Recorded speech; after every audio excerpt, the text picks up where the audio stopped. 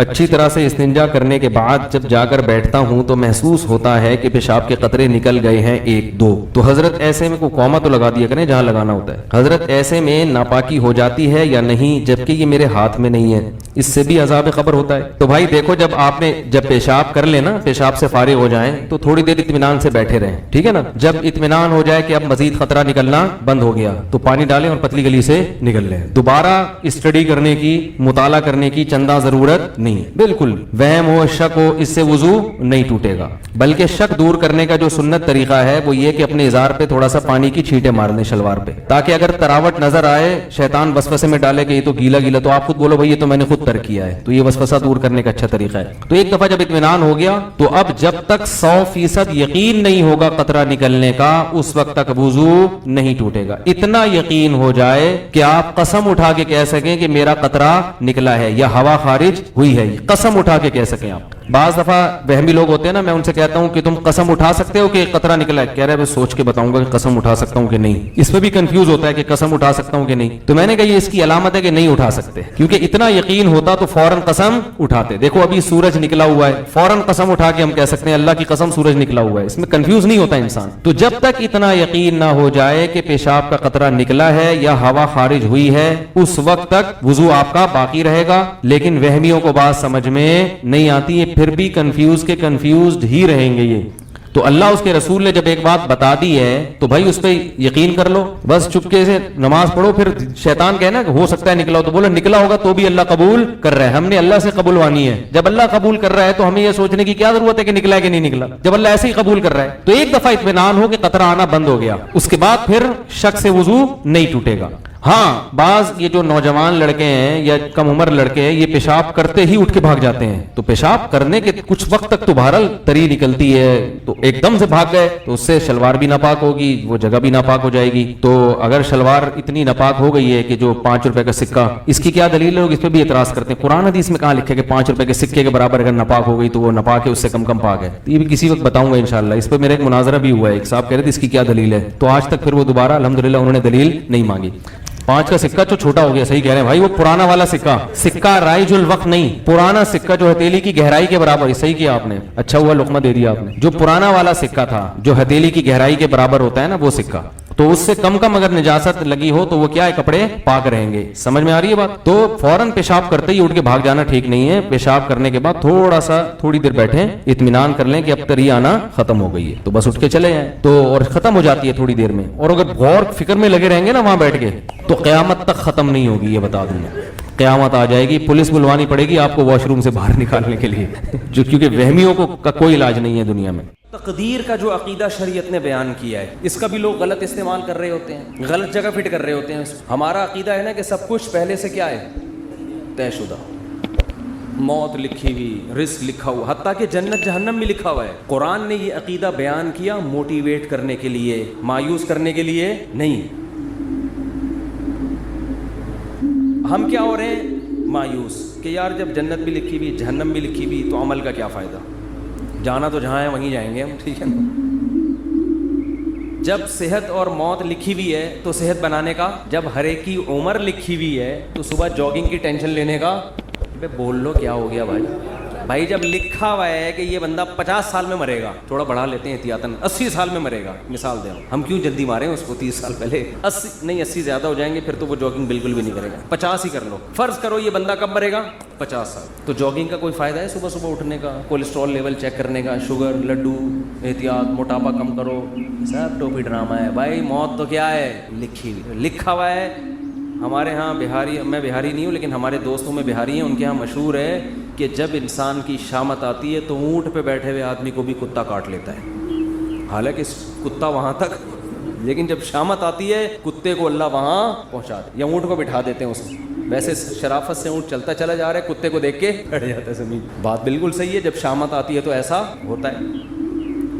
یہ تقدیر کا عقیدہ ہے کہ جو ہے وہ ہوگا, لیکن مسلمان اس تقدیر کا غلط استعمال کر رہے ہیں. غلط استعمال کیا کر رہے ہیں, عمل کا کیا فائدہ جب جنت جہنم لکھی ہوئی ہے. صحت بنانے کا کیا فائدہ جب صحت اور بیماری پہلے سے لکھی ہوئی ہے. کرونا کا ٹیکہ لگانے کا کیا فائدہ, ویکسین کا کیا فائدہ, وہ تو جو مرنا ہے وہ تو مرے گا. اور اللہ بھلا کرے موٹاپا کم کرنے کا کیا فائدہ, بھائی شوگر لکھی ہوئی ہے. تو ایک شوگر کے مریض بیٹھے ہوئے تھے ہوٹل میں, بچپن کا واقعہ ہے, وہ چائے میں چینی ڈال کے نا شہد بنا رہے, پینے لگا تو کسی نے بولا بھائی تجھے شوگر ہے مرے گا. اس نے کہا ابے ان چیزوں سے کچھ بھی نہیں. اب تک اننا للہ ہو چکا ہوگا, مجھے غالب گمان یہی. ابے انسان ایک پھر کہنے لگے انسان کھاتا ہوا مرتا ہوا بھی اچھا لگتا ہے. میں نے کہا ابھی مر نہیں رہا نا اس لیے کہہ رہا ہے, جب مرنے لگے گا کہے گا یار نہ کھاتا ہوا مرتا ہوا اچھا لگ رہا ہے نہ بھوکا مرتا ہوا. مرتا ہوا کوئی بھی کسی کو اچھا نہیں لگتا, اپنے آپ کو بھی نہیں لگتا. آدمی کہتا ہے میں کیوں مر رہا ہوں. تو اسباب مسلمان اختیار نہیں کرتا یہ سوچ کے کہ کیا ہے تقدیر میں گارڈ نہیں رکھتے نا علماء. بہت سے علماء کو ہم نے دیکھا ہے, اور آج کل اس کو سادگی سمجھی جاتی ہے, سمجھا جاتا ہے. ہم حضرت جی کے پاس گئے, کوئی گارڈ نہیں تھے, ڈائریکٹ گلے ملے ان سے جا کے. اتنے سادہ اللہ, اتنے نیک. بھائی اللہ بچائے, میں کسی بزرگ کو بے وقوف نہیں کہہ رہا, لیکن عمل سے تو یہی لگ رہا ہے اگر آپ مشہور ہیں اور خطرہ ہے اور آپ کے گارڈ نہیں ہے تو کیا ہے, بولو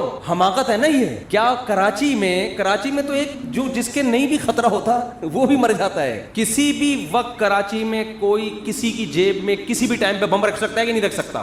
یہ آپ کو پتا ہے اتنے ہیروئن چی کہاں گئے, کراچی میں ہیروئن چی ایک دم غائب. مجھے نہیں پتا کہاں گئے, لیکن اڑتی سنی ہے واللہ ہی جانے. کہتے ہیں کہ جب شروع میں ٹارگٹ کلنگ ہو رہی تھی, بم دھماکے, تو بہت سے ہیروئن چیوں کو واللہ عالم صحیح خبر ہے جھوٹی ہے مجھے یقین پتا نہیں ہے لیکن سنی ہے, لیکن ایک دم سے جو ہیروئن چی شارٹ ہو گئے, توبہ تو نہیں کر سکتے اتنی جلدی کہ سارے دھل دھلا کے نیک ہو گئے ہوں, لیکن شارٹ ہو ایک دم سے ہو گئے. تو بعض خبریں اس طرح کی بھی ہیں کہ بم رکھ کے ان کو جہاں پھٹوانا تھا کہ کسی نے پیسے کھلایا ہے تو یہ پڑیا لے وہاں چلا جا, وہ وہاں گیا ڈریم بندہ ہی اڑا دی. واللہ ہو سکتا ہے جھوٹی خبر ہو. تو ان حالات میں مسجدوں میں سیکیورٹی کا انتظام بولو نہیں.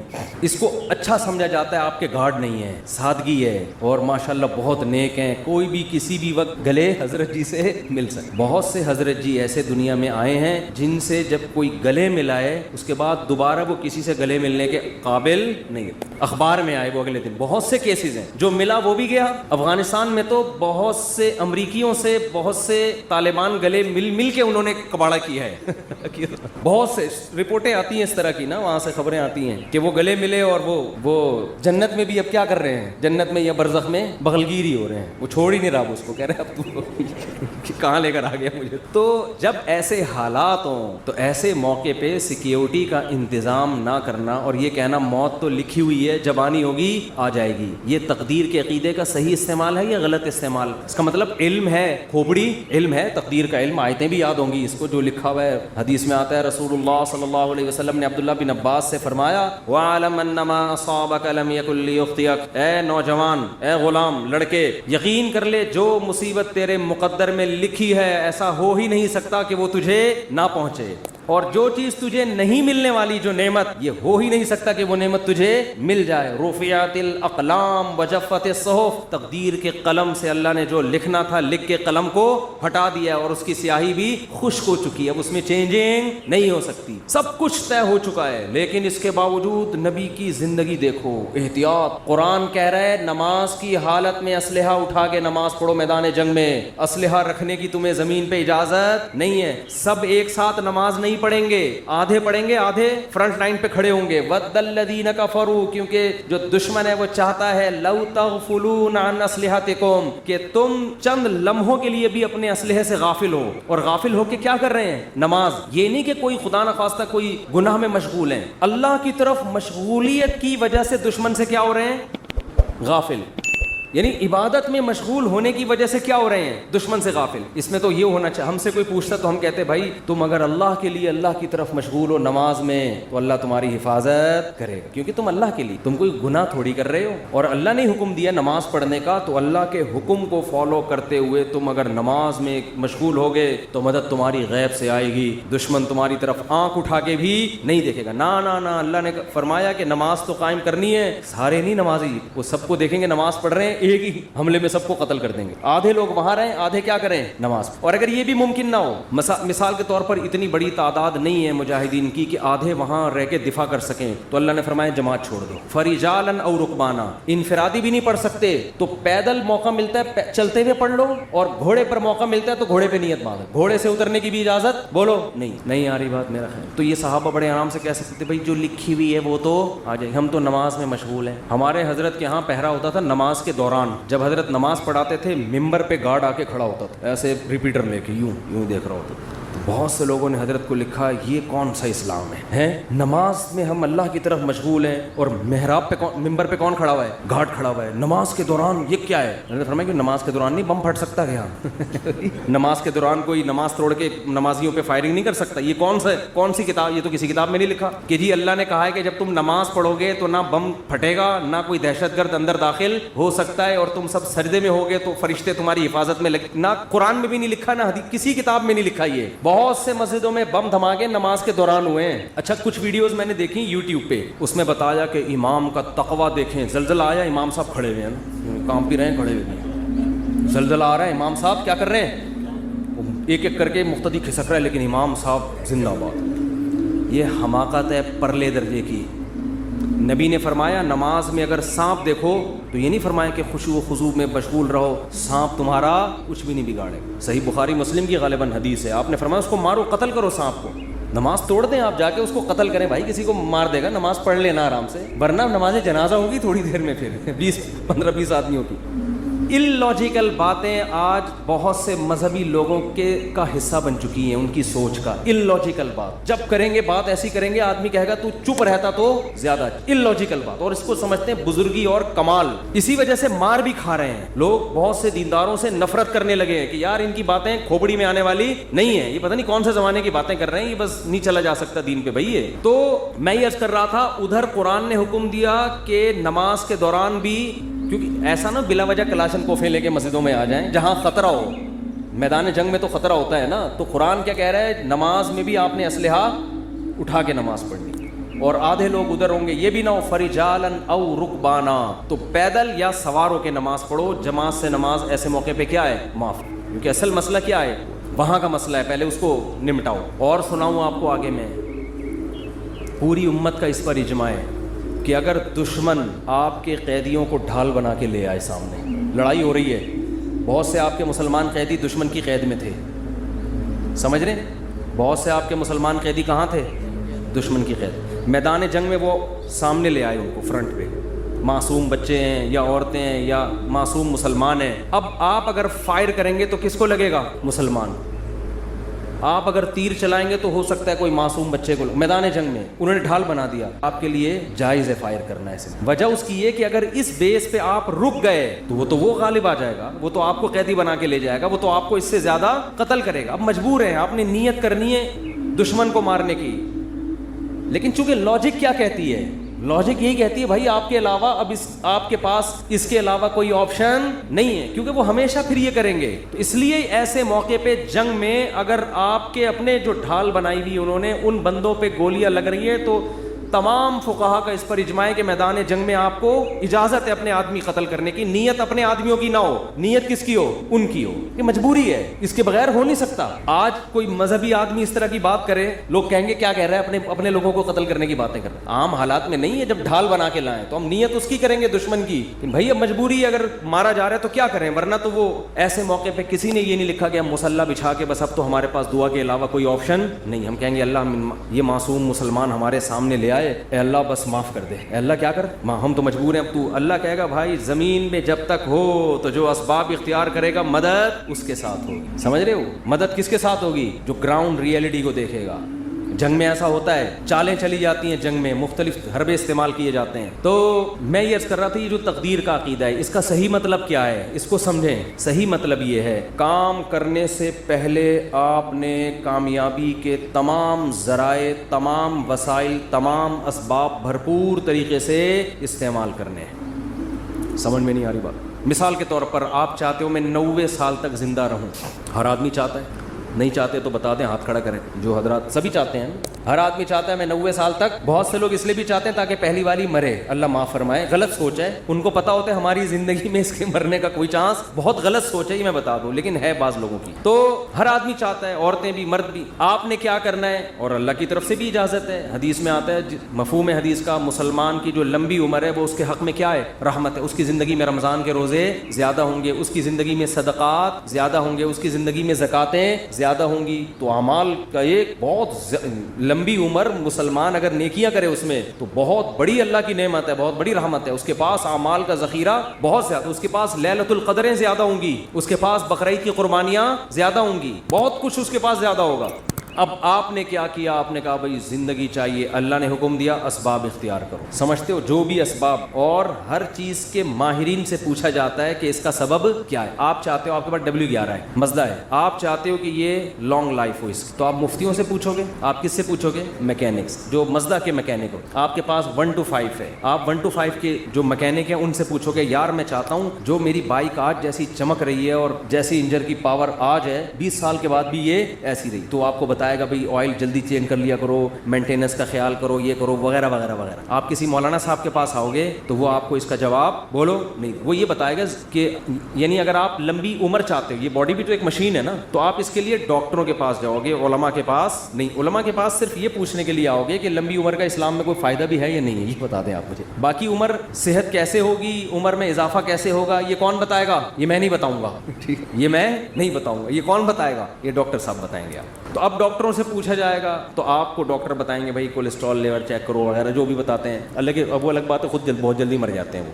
اکثر ڈاکٹر بیچارے پتہ نہیں کیوں بہت جلدی مر رہے ہیں. مجھے حکیم 99 سال تک زندہ میں نے دیکھے ہیں, 90-99, ڈاکٹر جلدی مر رہے ہیں. یہ عجیب بات ہے, حالانکہ علم ڈاکٹروں کے پاس حکیموں سے جدید علم ہے نا. اس کی وجہ پتہ ہے کیا ہے, ڈاکٹر صحت کے اصول بتاتے ہیں, خود اس پر عمل کرتے نہیں ہیں. سگریٹ کے آپ ان سے تقریر کروا لو, سگریٹ کے اتنے نقصان, خود 6 ڈبے ایک دن میں خالی کر رہے ہوں گے. تو باتیں کرنے سے صحت نہیں بنتی. حکیموں کو ہم نے دیکھا ہے جو بیسک صحت کے اصول ہیں نا ان کو فالو کر رہے ہوتے ہیں. رات کو جلدی سونا, صبح جلدی اٹھنا, صبح لمبی واک کرنا, تھوڑا کھانا, یہ بیسک اصولوں پر 90-95 سال کے ہم نے بہت دیکھے. تو وہ بیسک اصولوں کو نا لے کے چل رہے ہوتے ہیں. خیر, تو آپ کو پتہ چل گیا بھائی صحت کا یہ اصول ہے, تو آپ نے جاگنگ شروع کر دی, جم جانا شروع کر دیا, یہ بھی ہو گیا وہ بھی ہو گیا. اونٹ پہ ایک دن بیٹھے پاگل کتے نے کاٹ لیا آپ کو اور آپ کیا ہو گئے, مر گئے, ہسپتال میں پڑے ہیں. یہاں تقدیر کام آئے گی.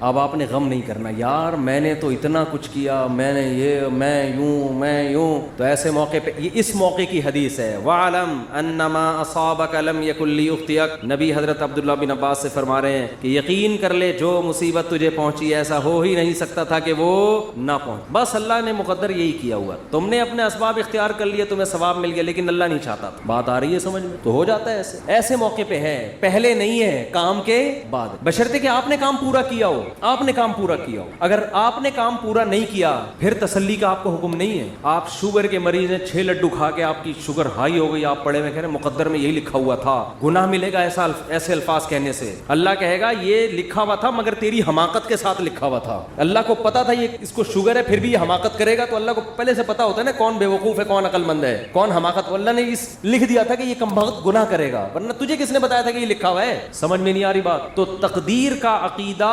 آپ نے تمام اسباب اختیار کر لیے, رزلٹ 0 ہے. تو ایسے موقع پہ غیر مسلم ڈپریشن میں جاتا ہے کہ یار میں کامیابی کے سارے اسباب اختیار کر رہا ہوں مگر نتیجہ کیا ہو رہا ہے, 0. یہ جو موٹیویشنل اسپیکر آپ کو کامیاب لوگوں کی 7 گٹس بتا رہے ہوتے ہیں نا, 7 علامتیں, یہ ان کی بتا رہے ہوتے ہیں جو ہو چکے ہیں کامیاب. ورنہ بعض میں 14 علامتیں پائی جاتی ہیں 7 کے بجائے, وہ پھر بھی کامیاب, بولو پھر بھی نہیں ہوتے. یہ تو آپ کو وہ بتا رہے ہوتے ہیں 7, وہ ہے نا مشہور کتاب ہے 7 ہیبٹس, کچھ اس طرح کا نام ہے اس کا, 7 عادتیں کامیاب لوگوں کی. اس میں وہ بڑی خاندانی عادتیں, تو اس میں پھر وہ فلانا جو تھا وہ یوں ہو گیا تھا, وہ اتنا ہو گیا, وہ ویسے ہو گیا. بھائی یہ کتاب اس میں بھی لکھو فلانے میں 7 کے بجائے کتنی علامتیں تھیں, یہ 7 بھی تھیں اور الگ سے گریوی میں 7 اور بھی تھیں اس کی, ٹھیک ہے نا. 7 تو یہ کامیاب لوگوں کی, اور 7 بہت زیادہ کامیاب لوگوں کی اضافی اس میں قدرت کی طرف سے انسٹال ہوئی ہوئی تھی. 14 علامتیں ٹوٹل پائی جاتی تھیں جو دریافت ہو سکتا ہے اس کے علاوہ بھی پائی جائے, لیکن وہ اونٹ پہ ایک دن بیٹھا اور پاگل کتے نے اس کو کاٹ لیا. تو وہ ساری علامتیں کہاں گئیں؟ ہوتا ہے ایسے. وہ میں اکثر امام شافعی کا ایک شعر پڑھتا ہوں. امام شافعی بہت بڑے شاعر تھے. ان کا ایک شعر ہے, وہ شعر کہتے ہیں کہ اذا سمعت بان مشدودا حوا عودا فاثمر في يديه فصدقي واذا سمعت بان محروما اتى ماء ليشربه فغاض فصدقي یا فحققی.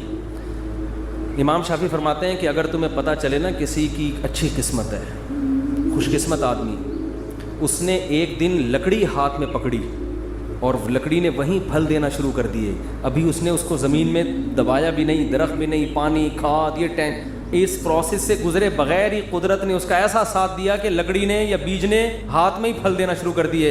فصدقی, تصدیق کر دیا کرو, خوش قسمتوں کے ساتھ ایسے واقعات ہو جاتے ہیں. مٹی میں ہاتھ ڈالیں سونا بن جاتی ہے. وہ ہوتا ہے نا, جس کاروبار میں ہاتھ ڈال رہے ہیں وہ ایک دم چلنا شروع. ایسے بہت سے لوگ ہم نے دیکھے, وہ گولے گنڈے کی ریڑھی لگائیں کروڑپتی ہو جاتے ہیں, اور جناب وہ جس کام میں ہاتھ ڈالتے ہیں برکت. اور ایسے لوگ بھی ہیں, کوئی کروڑپتی تاجر نے ان کو بلا کے صرف چائے پلا دی اپنی دکان پہ, مشورہ لے لیا چھوٹا سا, اور کاروبار ٹھپ ہونا شروع. کروڑوں کے کاروبار جب ان کے حوالے کرو تو ایک دم بیٹھ جاتا ہے. بعض دفعہ ان کی اپنی حماقت ہوتی ہے, بعض دفعہ اللہ کی طرف سے بھی ہوتا ہے. تو فرماتے ہیں وَإِذَا سَمِعْتَ بِأَنَّ مَجْدُودًا حَوَا عُودًا فَأَثْمَرَ فِي يَدَيْهِ فَصَدِّقِي. خوش قسمت آدمی کے بارے میں اگر تم نے سنا کہ لکڑی ہاتھ میں پکڑی اور اس نے پھل دینا شروع کر دیا, مان لیا کرو ایسے واقعات ہو جاتے ہیں خوش قسمتوں کے ساتھ. وَإِذَا سَمِعْتَ بِأَنَّ مَحْرُومًا أَتَى. اور جو بدقسمت آدمی ہے اس کے بارے میں کبھی یہ خبر سننے کو ملی کہ اس کو صرف پانی چاہیے تھا, کوئی کروڑوں اربوں روپے بھی اس کی خواہش بیچارے کی نہیں, وہ کہہ رہے پانی مل جائے, مجھے پیاس لگ رہی ہے, اور اسباب ایسے پیدا ہوئے کہ بھرا ہوا کنواں, اب تو ملے گا ہی پانی. اب وہ خوش ہو گیا کہ اب تو میری قسمت جاگ گئی بھائی, صرف ایک دو گلاس نہیں, کنواں کیا ہے بھرا ہوا اور میرے قریب ہی ہے, اب تو پانی تو ملے گا, میں تو کروڑوں بھی نہیں مانگ رہا اللہ سے. وہ پانی پینے کے لیے آیا, کنویں نے اس کو دیکھ کے, پانی نے جب اس کو دیکھا اس کو دیکھ کے نیچے ہو گیا کہ تجھے نہیں پی, سب کو ملے گا تجھے نہیں ملے گا. یعنی پانی نے جب اس کو دیکھا نا یہ آیا ہے, پانی نے کہا میں نیچے جا رہا ہوں.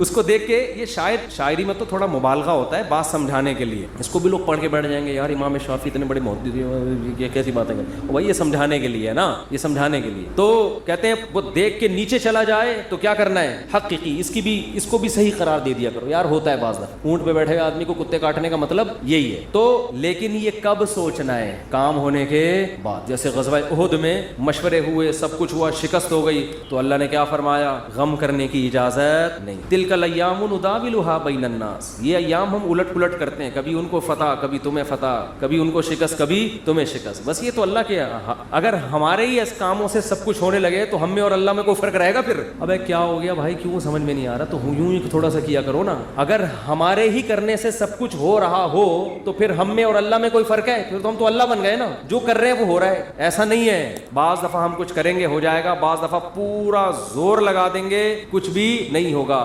مائیکل جیکسن نے صحت اور زندگی پر جتنا زور لگایا تھا نا زندہ رہنے کی, اس نے ایسی کوشش کی ہے کہ میں اور آپ خواب میں بھی اس کوشش کا تصور نہیں کر سکتے. دیکھو ہمیں نہیں پتا ہمارے گردے صحیح کام کر رہے ہیں کہ نہیں کر رہے ہیں, ہمیں نہیں پتا ہم نے تو لنگس ونگس کا کوئی ٹیسٹ کرایا نہیں, چل رہے ہیں توکل پہ, یار سانس آ رہا ہے, صحیح ہوں گے انشاءاللہ, اللہ نے چاہا. ہم تو اس امید پہ جی رہے ہیں, اور اللہ نہ کرے, اللہ نے کہ گردے خراب ہو گئے, ہمارے پاس تو اسپیئر میں کوئی گردہ عین موقع پہ ہوگا, پہلے فلاں کا گردہ پکڑ, فلاں کا گردہ پکڑ, وہ بھی ریلیشن, لوگوں کو پتہ نہیں ملتا بھی ہے کہ نہیں ملتا, یہ ٹینشن ہوگی کہ نہیں, ملے لگ گیا ٹھیک ہے, نہیں لگا انا للہ و انا الیہ. مائیکل جیکسن نے کہا یہ رسک میں نہیں لے سکتا. مائیکل جیکسن نے کوئی بندہ پکڑا, ڈاکٹر صاحب اس کا گردہ لگ سکتا ہے, ڈاکٹروں نے کہا ہاں لگ سکتا ہے. اس نے کہا تیرا گردہ میں نے اتنے کروڑوں میں خرید لیا, ابھی اپنے اندر ہی لگا رہنے دے.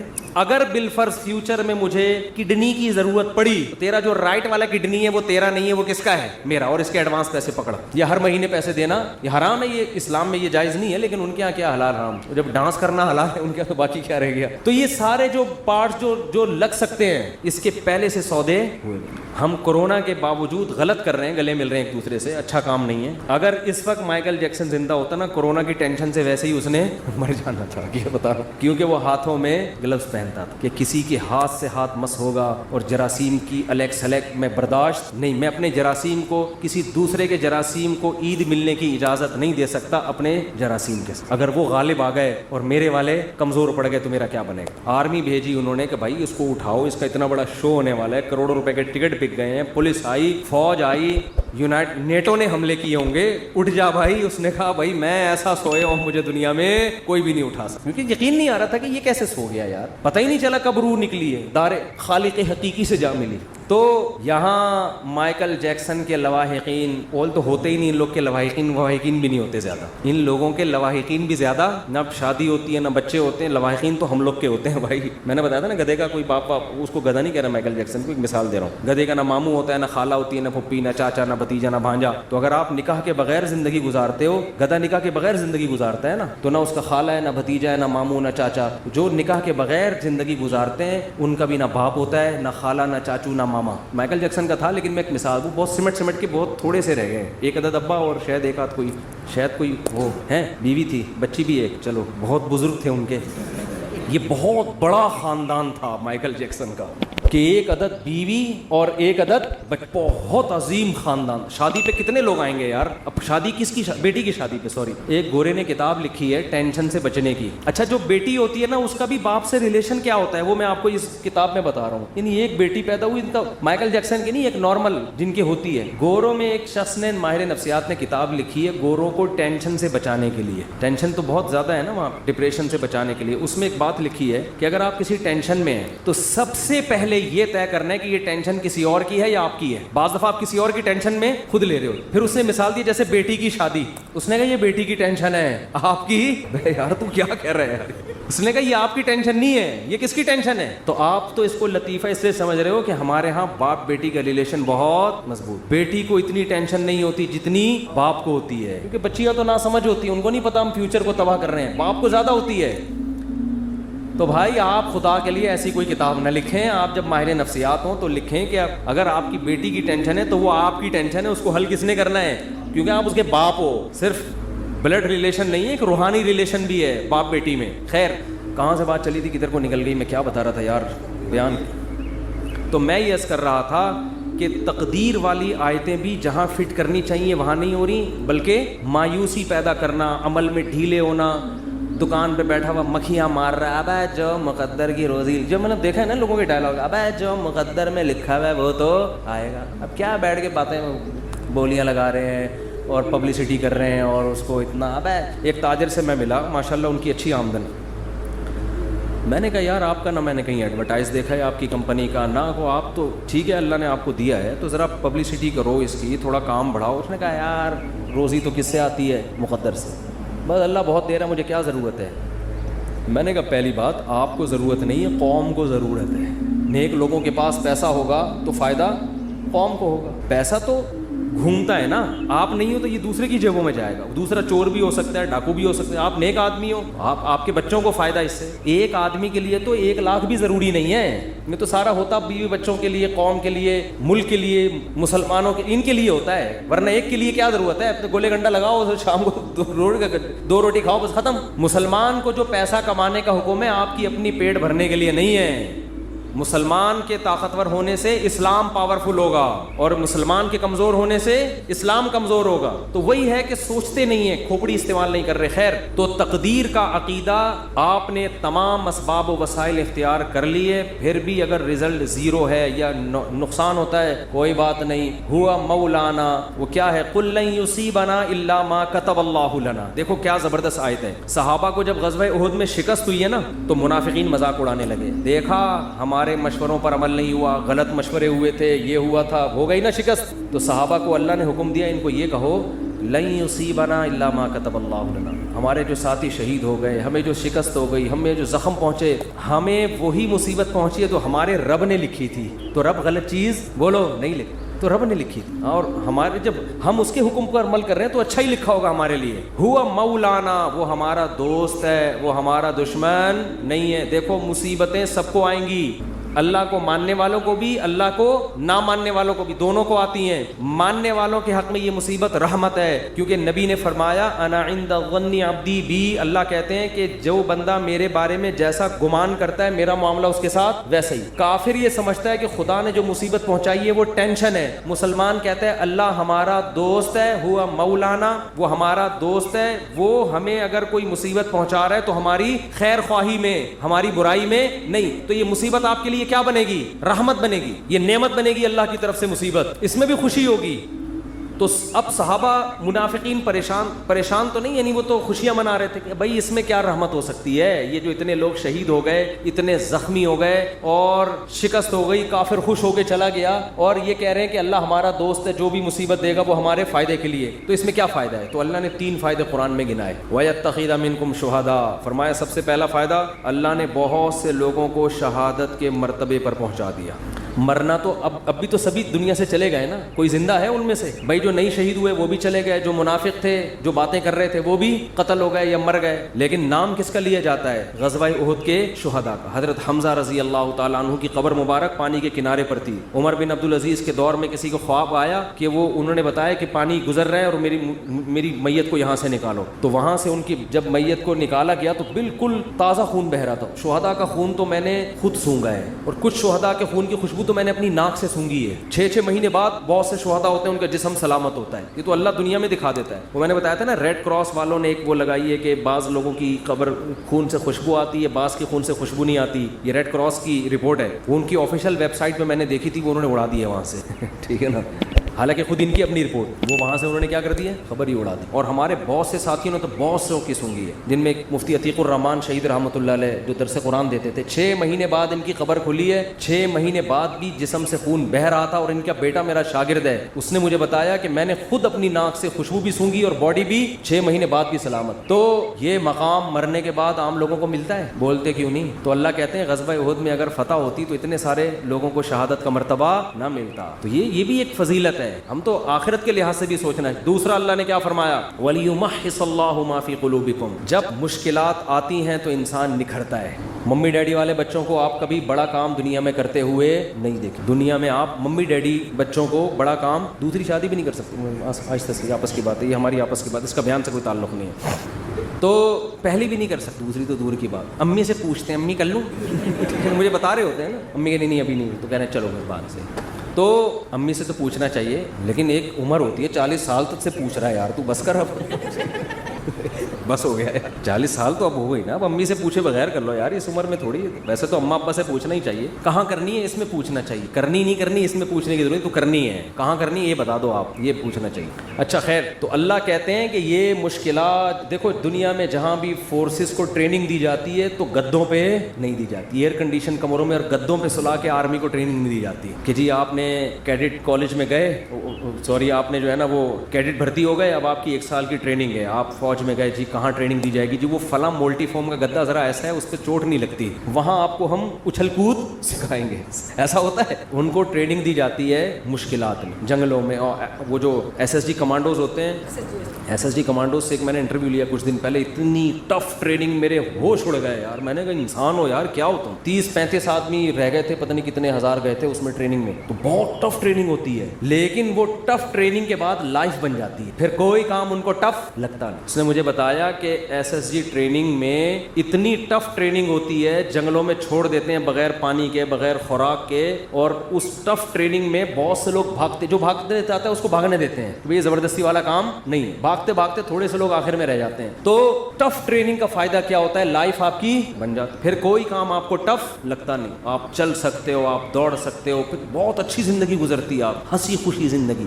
جیسے پاکستانی جب باہر جاتا ہے تو سویڈن اور آسٹریلیا جیسے ملک کو ان کو ٹینشن نہیں ملتی تو وہ پاگل ہونے لگتے ہیں. اتنی ٹینشنیں دیکھی ہوتی ہیں, وہاں جا کے گوگل پہ ٹینشن لکھ کے تلاش کر رہے ہوتے ہیں, بھائی کہیں سے کوئی ٹینشن ملے تو ہمیں سوڑا, جتنی بجلی استعمال کر رہے ہو اتنا بل آ رہا ہے. اور حکومت بے روزگاروں کو بھی الاؤنس دے رہی ہے. ہسپتال میں جاؤ, اتنے خوبصورت ہسپتال, میں نے تھائی لینڈ کا ہاسپٹل دیکھا بھائی, اتنا خوبصورت, گدے مدے, بھائی اتنا, گھر میں آدمی کو وہ سہولت نہیں مل رہی ہوتی, تو اتنا کوئی ٹینشن ہی نہیں ملے گی, تو بعض دفعہ آدمی عادی ہو جاتا ہے نا ٹینشنوں کا. دوسری شادی والا تو ایسے ملکوں میں رہ ہی نہیں سکتا, حقیقت بتا رہا ہوں آپ کو. تو میں یہ عرض کر رہا تھا قرآن نے کیا کہا کہ جو زخمی ہوئے اور یہ جو اتنا مسائل آئے اس سے اللہ تمہارے دلوں کو کیا کر رہا ہے, نکھار پیدا کر. شاعر نے کہا ہے نا, آئینہ بنتا ہے رگڑے لاکھ جب کھاتا ہے دل, کچھ نہ پوچھو دل بڑی مشکل سے بن پاتا ہے دل.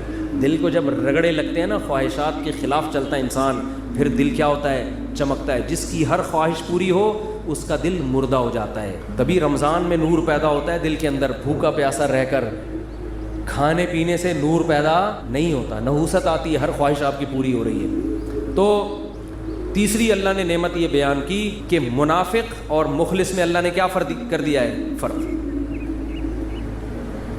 اگر ہمیشہ فتوحات ہوتی رہیں گی تو پتہ کیسے چلے گا اپنا کون ہے اور غیر کون؟ پھر تو بھیڑ چال ساری دنیا اکٹھی ہو جائے گی. اب اس پر ایک اشکال ہوتا ہے کہ اے اللہ تو خود بھی تو بتا سکتا ہے کہ منافق کون ہے اور نیک آدمی. اتنی ٹینشن میں تو نے ہم لوگ کو ڈال کے بتایا ہے. تو اللہ نے فرمایا وما کان اللہ لیطلعکم علی الغیب, اللہ کی عادت نہیں ہے کہ غیب کی خبریں تمہیں بتاتا رہے.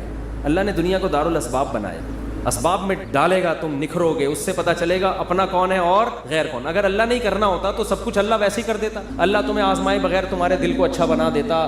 اللہ ویسی شہادت کا دنیا میں ہی ثواب دے دیتا سب کو, جو مرو گے شہید والا ہی ثواب ملے گا. بھائی یہ دنیا دارالاسباب ہے, پہلے اس پروسیس سے گزرو گے اس کے بعد رزلٹ. تو 3 فائدے اللہ نے قرآن میں بتا دیے. شکست کے باوجود کتنے فائدے ہوئے ہیں, 3. اور اللہ نے کہا کہ منافق جو تمہارا مذاق اڑا رہے ہیں ان سے کہو لن یصیبنا الا ما كتب اللہ لنا, ہمیں تو وہی مصیبت پہنچی ہے جو اللہ نے لکھ دی ہے. ہوا مولانا, وہ ہمارا دوست ہے. اور هل تربصون بنا الا احدى الحسنيين ونحن نتربص بكم, ہمیں تو ایک ہی, ہمیں تو کامیابی ہے, لیکن ہم جو تمہارے ساتھ انتظار کر رہے ہیں ہونے والا کیا ہے.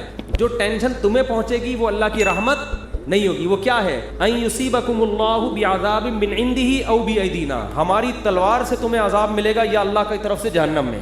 یعنی یا تو اللہ ہم سے تمہیں لڑوا کے تمہیں شکست دے کے تمہیں ذلیل کرے گا, رسوا کرے گا, یا آخرت میں اللہ تمہیں رسوا. تو بات سمجھ میں آ رہی ہے تقدیر کے عقیدے کا فائدہ کیا ہو رہا ہے. کام سے پہلے تو اسباب اختیار کرنے, کام ہونے کے بعد ما کتب اللہ لنا, جو مقدر میں تھا وہ, اس سے بڑا سکون ملتا ہے خدا کی قسم. اور جن کا تقدیر پر ایمان نہیں ہے نا, ساری زندگی کنفیوز, ساری زندگی. بہت سے لوگ ہم نے دیکھے کاروبار میں بہت مشورے کر لیے سب کچھ, اب کاروبار شروع کیا, یار پتہ نہیں یہ والا کرنا چاہیے تھا کہ بھی نہیں کرنا چاہیے تھا. ہماری ایک ریلیٹو خاتون تھی, انہوں نے اپنے بچے کو کون سے اسکول میں پڑھانا ہے 6 مہینے لگا دیے ان کی کھوپڑی میں بات. پھر اسکول میں ایڈمیشن کروایا تو ٹینشن, وہاں والا زیادہ اچھا تھا یہاں والا. یہ کنفیوژن اس کو ہوتی ہے جس کا تقدیر پر ایمان. بھئی آپ نے اسباب اختیار کر کے ایک فیصلہ کر لیا, فتوکل علی اللہ, کیا کرنا ہے اللہ پہ توکل. شادی بیاہ میں بہت ہوتا ہے یار یہاں کرنی ہے کہ وہاں کرنی ہے کہ یہاں پھر جب ہو گئی ابے یار وہاں کر لیتا تو, مجھے بتا بھی رہے تھے. یہ انسان کی فطرت ہے. ہم جب کالج میں پڑھتے تھے نا تو ہمارے ایک دوست تھے, ان کو پینٹیں خریدنے کا بہت شوق تھا, پہننے کا بھی خریدنے کا بھی. تو ہم ایس ایم سائنس کالج سے نکلتے, یہ بولٹن مارکیٹ میں نا پوری پینٹوں کی شرٹوں کی دکانیں ہیں. ان کے بچے اب تو ماشاءاللہ بیٹھے ہوئے ہیں, بیان میں یہ بیٹھے ہوئے ہیں, ان کے ابا کی بات کر رہا ہوں. تو وہ کیا ہوتا تھا, وہ پینٹ خریدی, گھنٹہ لگا دیتا. وہ اب تو نیک بن گئے, ان کے ابا کی بات کر رہا ہوں, وہ ناراض نہ ہو جائے. وہ بیان میں ایڈیٹنگ بھی وہی کرتے ہیں, یہ والا قصہ نکالنا دیں کہیں, بیان میں ایڈیٹنگ بھی انہیں کے ذمہ ہے. گھنٹہ لگا دیتے تھے وہ ہمارے دوست صاحب پینٹ خریدنے میں, یار یہ والی نہیں, یہ والی, یہ والی نہیں, یہ والی. 1 گھنٹے کے بعد جب خریدی تو اگلی دکان میں جو پینٹ ہے وہ اس سے اچھی, یار یہ والی. یہ انسان کی نیچر ہے, یہ سب کے ساتھ ہوتا ہے. آپ منڈی سے جانور خریدیں, صبح سے لے کے رات تک خریدنے میں لگا دو گے آپ. سودا لے کے جیسے ہی نکلے, ابے یار یہ کتنے کا, یہ 80 کا, ابے میں نے 85 میں کیا پکڑ لیا یار. یہ ہوتا ہے. اپنی چیز کے علاوہ دنیا کی ہر چیز اسی وقت اچھی لگنا شروع. شادی کرتے ہی اپنی بیوی کے علاوہ ہر ایک کی بیوی اچھی لگنا شروع ہو جاتی ہے. یہ شادی شدہ لوگوں کے ساتھ مسئلہ ہے. جیسے ہی شادی کریں گے نا اپنی کے علاوہ ہر ایک کی اچھی لگ رہی ہے. یہ ان لوگوں کی عادت ہے جن کا تقدیر پر ایمان بولو نہیں ہوتا. تو آپ نے ہر کام سے پہلے اسباب اختیار کرے. جب کام ہو گیا بھائی اللہ کے لیے, میرے اللہ کے علم میں میرے لیے اس سے بہتر نہ گائے تھی نہ بیوی تھی, ٹھیک ہے, نہ بچڑا تھا نہ بیوی نہ بکرا, نہ اللہ کے علم میں میرے لیے اس سے بہترین بکرا کوئی بھی نہیں, اگرچہ یہ صبح سے بک رہا ہے, بول رہا ہے کچھ نہیں. تو اسی طرح جب خوب محنت کرو, جب ہو گئی شادی ہو گئی, اللہ کے علم میں اس سے بہتر میرے لیے کوئی بیوی ہو نہیں. اس کی خامیاں ہیں یار, خامیاں تو سب میں ہوتی ہیں. ہمارے حضرت فرمایا کرتے تھے کہ جب تک شکر کا جذبہ جذبہ پیدا نہیں ہوگا جب تک یہ عقیدہ نہ رکھیں کہ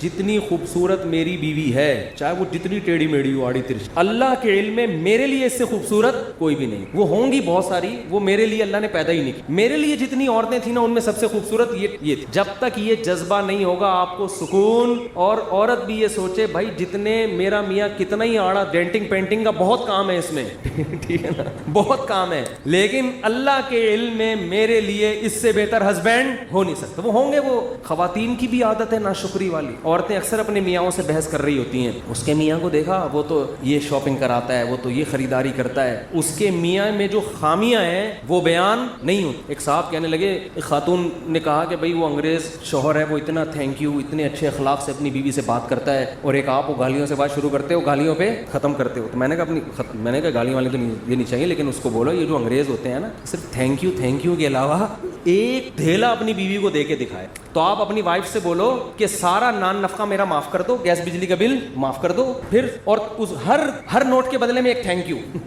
نہیں ہری بات, ہر نوٹ کے بدلے میں ایک تھینک یو. تو تھینک یو کی گردان پوری بیٹھ کے سنا دے گا. زندگی میں کبھی اس کی پیشانی میں بل نہیں ہے. تو یہ انسان کی نیچر ہے, دوسرے کی خامیاں نظر نہیں آتی خوبیاں, اور اپنے والے کی خوبیاں نظر نہیں آتی, خامیاں نظر آتی ہیں. یہ مرد کے ساتھ بھی ہوتا ہے, عورت کے ساتھ بھی. لیکن جن کی طبیعت میں اللہ نے شکر کا جذبہ رکھا ہے, تقدیر پر ایمان رکھا ہے, وہ کہتے ہیں اللہ کے علم میں میرے لیے اس سے بہتر کوئی بھی نہیں. کوئی اگر تعریف بھی کرے نا اس کے سامنے, عورت کے سامنے, کہ میرے میاں تو اتنے اچھے ہو گئے, میرا میاں تیرا میاں میرے میاں سے اچھا نہیں ہو سکتا, صحیح ہے نا, اس کو یہ بتایا کریں.